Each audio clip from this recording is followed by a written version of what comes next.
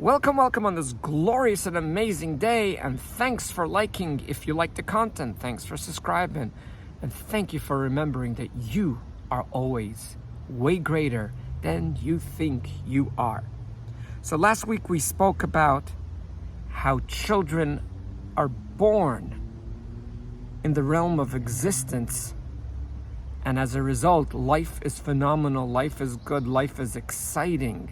Life is filled with exuberance, and we as parents, not to our fault, not to our parents' fault, not to their parents' fault, we systematically download this horrific emotional virus and we rob them from existence to performance.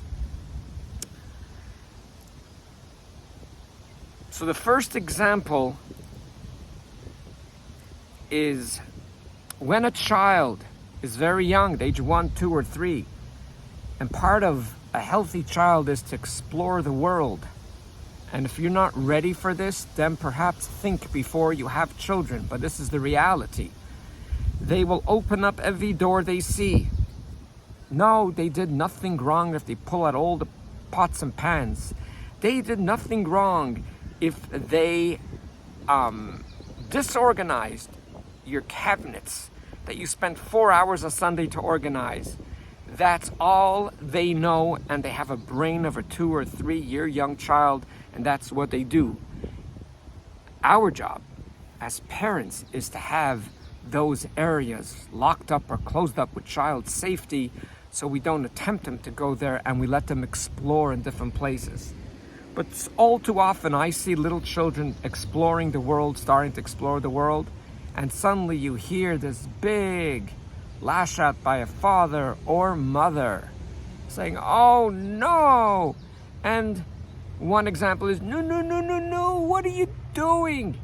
And even the child might not understand what the heck is going on, but one thing the child does read, does understand is your body language. Children could read body language at a very, very early age. Scientifically, I never read about it, but my gut would tell me within the first few weeks and months, maybe even earlier. They know, animals know, no one teaches them. We know body language.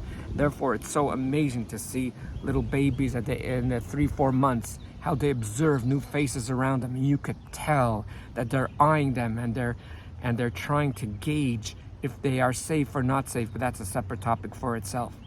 So one thing is the body language is that this is no good. Why is it no good? Because as adults, we want a tidy house. There's a certain performance. There's a certain situation over here. We don't want pots and pans and papers and crayons all over the place. Granted, I totally understand it. The child does not understand. It freaks me out sometimes to see how adults communicate with children like as if they're 30 or 40 or 50. No, they're just a year and a half. They're just 3 years young. Okay?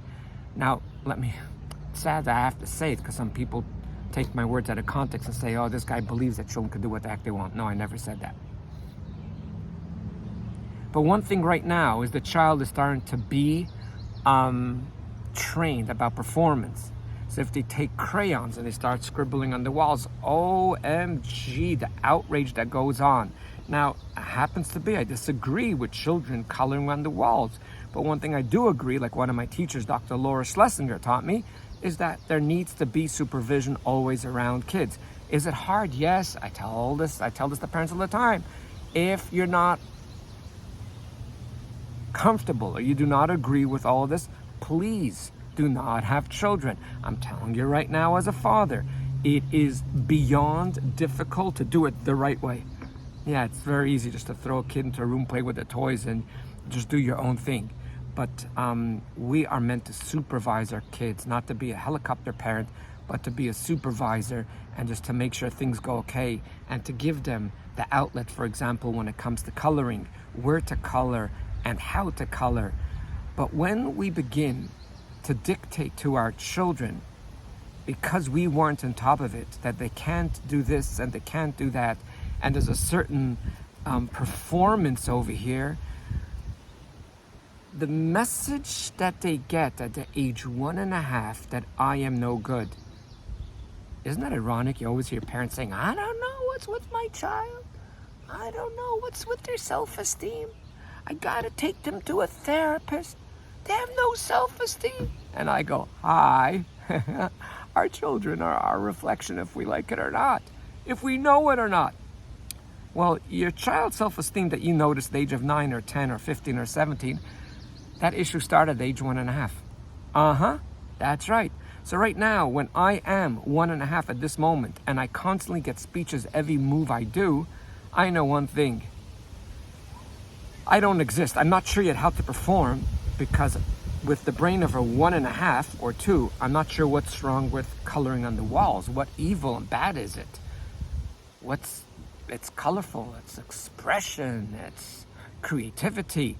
But the one thing I do know, I start moving away slowly but surely from the realm of existence. Please join me next week for yet a second example from the hundreds of examples that I have, and then we will move on with this very interesting introduction and eventually lead us to analyze the idea and concept of being a sports fan.